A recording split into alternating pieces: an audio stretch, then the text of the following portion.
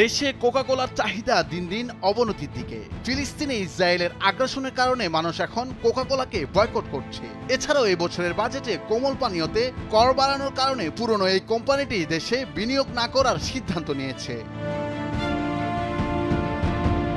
নতুন বাজেটে বেভারেজ শিল্পে শুল্ক কর বাড়ানোয় নতুন বিনিয়োগ পরিকল্পনা স্থগিত করেছে কোকাকোলা বাংলাদেশ বেভারেজ লিমিটেড।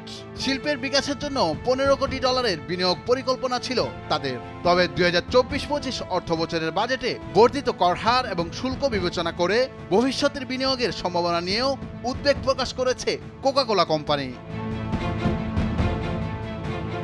কোকাকোলার বিনিয়োগ পরিকল্পনা স্থগিতের তথ্য জানিয়ে কোমল পানীয়ের উপর বিদ্যমান শুল্ক কর কমাতে ও অযৌক্তিক হারে পণ্যটির উপর রাজস্ব না বসাতে জাতীয় রাজস্ব বোর্ডকে চিঠি দিয়েছে বাংলাদেশ বিনিয়োগ উন্নয়ন কর্তৃপক্ষ।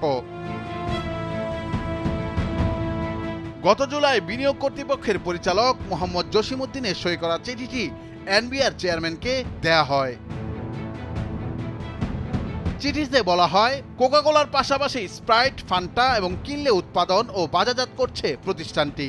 এ খাতে বিগত 2020-21 অর্থ বছরে 1072 কোটি এবং 2021-22 অর্থ বছরে 1144 কোটি টাকা রাজস্ব আদায় হয়েছে।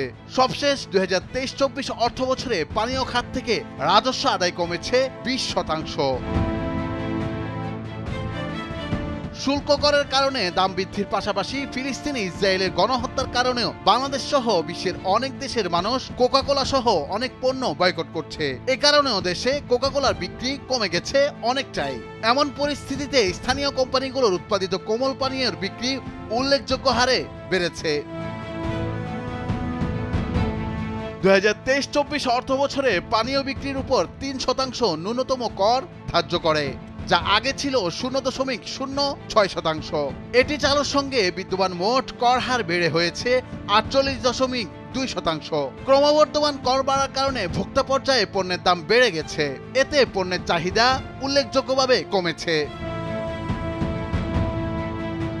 চিঠিতে বিনিয়োগ কর্তৃপক্ষ জানায়, বর্তমান নিম্নমুখী ব্যবসায়িক অবস্থা বিবেচনায় 2024-25 অর্থ বছরের বাজেটে আগে আরোপিত ন্যূনতম কর 3% থেকে বরং সম্পূরক শুল্ক 25% থেকে বাড়িয়ে করা হয়েছে 30%।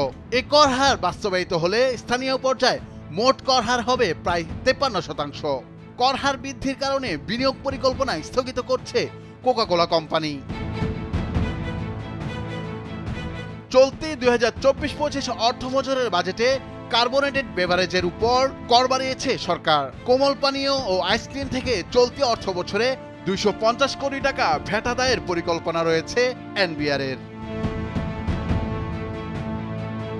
নুরুল আফসার, নিউজ ডেস্ক, ভোরের কাগজ।